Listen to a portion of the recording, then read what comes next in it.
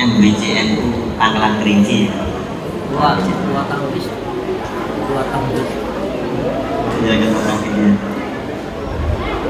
Ya, yang pertama beliau itu tadi cerita di tahun 2000 itu nggak bukan NU di Riau. Kemudian pada dasarnya yang ditanyakan adalah mana idealnya pendidikan itu yang didahulukan, apakah akidah dulu, syariat, atau akhlak dulu, atau sebaliknya. Kemudian pertanyaan kedua, bagaimana cara menyampaikan ke pihak pemerintahan agar pemerintah tidak mau untuk membantu mengajarkan ajaran Ahlussunnah wal Jamaah. Dari pertanyaan ini. Terima kasih ya.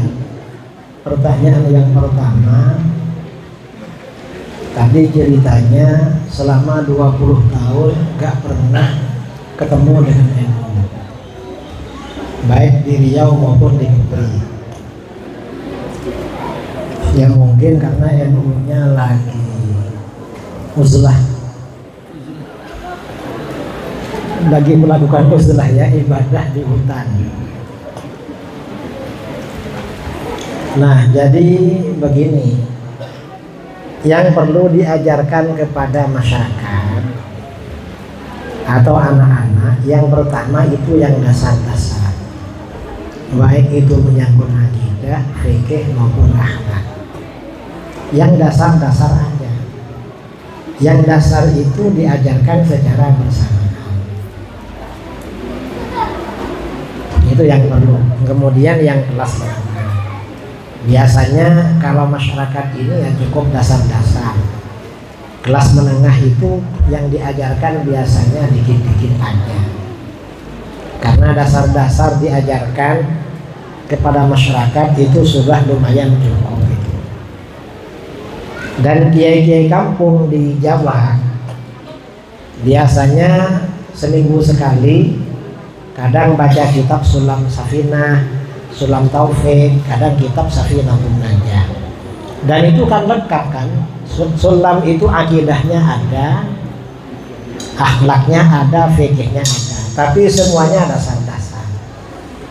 Dan itu dasar-dasar sudah cukup. Paling enggak kalau kajiannya malam-malam cukup membuat jamaah itu mengantuk. Padahal dasar itu, apalagi menengah, enggak perlu dalam-dalam kalau masyarakat umum. Kalau menengah ke atas itu untuk yang ada di pondok-pondok itu.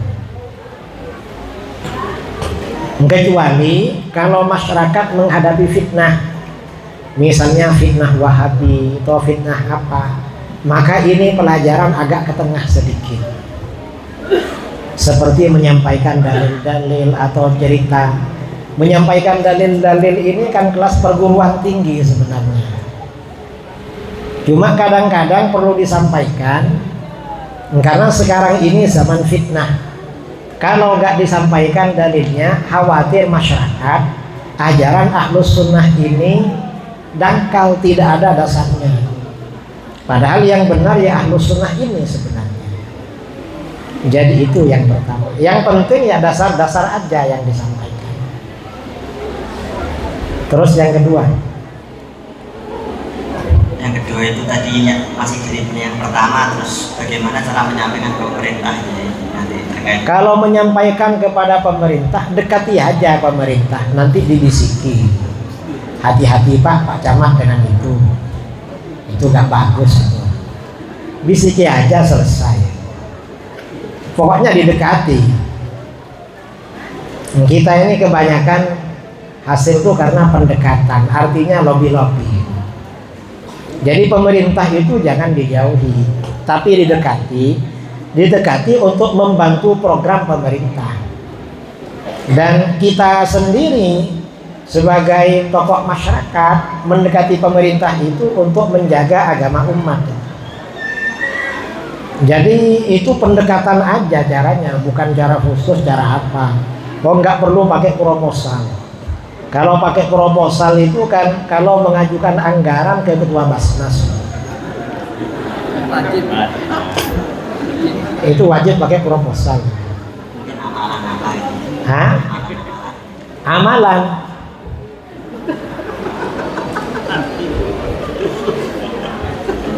Kalau amalan itu khusus nanti ya, saya kasih khusus aja, jangan secara umum. Pertanyaan kedua, perbedaan Muhammadiyah dan Wahabi. Terus bagaimana mengucapkan salam kepada orang yang biasanya tidak mengucap salam? Nah, pertama, perbedaan Muhammadiyah dengan Wahabi. Muhammadiyah ini kalau pada awalnya dengan NU itu tidak ada bedanya, sama-sama Ahlus Sunnah wal Jamaah. Karena Ki Ahmad Dahlan itu satu perguruan dengan Ki Hasyim Asy'ari. Bedanya NU ini biasanya mengurusi pesantren dan masyarakat pedesaan, Muhammadiyah mengurusi sekolah dan masyarakat perkotaan. Di dalam fikih sama-sama mazhab Syafi'i, akidah Asy'ari orang-orangnya sufi. Bahkan awal-awal dulu orang Muhammadiyah di pusatnya di Yogyakarta, kalau mengadakan perayaan Maulid dan Isra Mi'raj itu meriah sekali, lebih meriah daripada NU. Belakangan setelah kiai-kiai di Muhammadiyah banyak meninggal dunia, akhirnya dimasuki Wahabi. Makanya Muhammadiyah jadinya setengah Wahabi. Kalau Wahabi itu sesat, yang Muhammadiyah yang setengah Wahabi otomatis setengah sesat. Setengah aja sesatnya, karena agak benar-benar Wahabi, tapi ada Wahabinya ini. Makanya Muhammadiyah ini gak mau ziarah kubur, gak mau tahlil. Itu yang Muhammadiyah, yang Wahabinya. Kalau yang mirip-mirip dengan kita itu yang gak sesat. Kalau yang menjelang hari puasa dan hari raya itu yang kebablasan. Kan Muhammadiyah itu biasanya penentuan awal Ramadan sama hari raya kan 2 bulan sebelumnya kalau dulu. Sekarang enggak, sudah mengeluarkan kalender global. Jadi awal Ramadan dan hari raya sampai hari kiamat sudah ada. Dan itu gimana? Muhammadiyah ini kan slogannya kembali pada Quran dan Sunnah. Mestinya gak ikut itu, karena Sunnah itu yang ruqyat itu. Ruqyat, lalu kalau kelihatan bulan diumumkan. Karena di dalam hadis riwayat Imam Abu Dawud, Tirmidzi dan lain-lain ya, Ibnu Umar radhiyallahu anhuma berkata, taro'an nasul hilal. Orang-orang berkumpul pada masa Rasulullah untuk melihat hilal. Fara'aitul hilal, lalu kata Abdullah bin Umar, aku berhasil melihat hilal. Fa'ataitu Rasulullah sallallahu alaihi wasallam, fa akhbartuhu adni ra'aitu. Lalu aku lapor pada Rasulullah, Rasulullah, saya tadi melihat hilal. Akhirnya apa? Fasama wa amarad nasa bisyam. Lalu Rasulullah berpuasa dan menyuruh masyarakat berpuasa. Artinya apa? Yang dilakukan NU sesuai sunnah memang. Dan bukan karena NU gak paham ilmu hisab. Karena di pondok-pondok selain ustadz-ustadznya menghisab rokok, juga belajar ilmu hisab itu. Jadi kita ini ahli ilmu hisab. Kalender di pondok-pondok diajarkan. Kalau di pondok saya waktu di Sudogiri ya, itu 4 tahun. Mulai kelas 6 ibtidaiyah sampai 3 tahun di sanawiyah. Di pondok-pondok lain begitu. Kita bukan nggak ngerti ilmu hisab, memang itu pelajaran kita. Ya cuma kita karena memang di kitab fikih seperti itu ya kita ikut pemerintah karena memang hak pemerintah. Yang ini Muhammadiyah kebablasan yang masalah ini.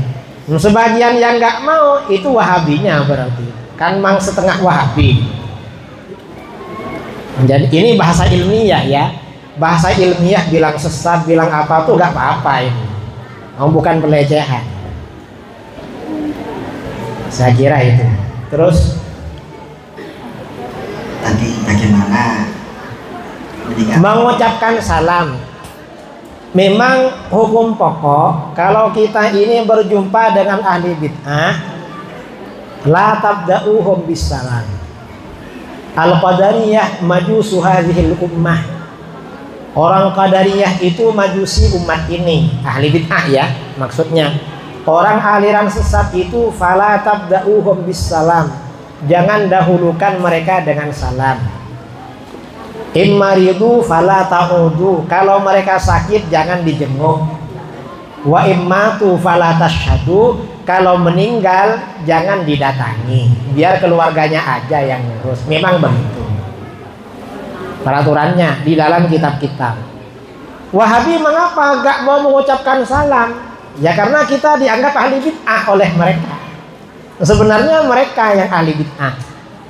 Tapi seandainya kita mengucapkan salam itu boleh. Menurut pendapat sebagian ulama, assalamualaikum. Semoga Allah memberikan keselamatan pada kamu. Niatnya Allah memberikan hidayah pada mereka, ikut ahlus sunnah lalu selamat. Kalau kita mau mengucapkan salam, ada mereka. Ya Wahabi memang begitu, pemecah belah mereka, pemecah belah umat.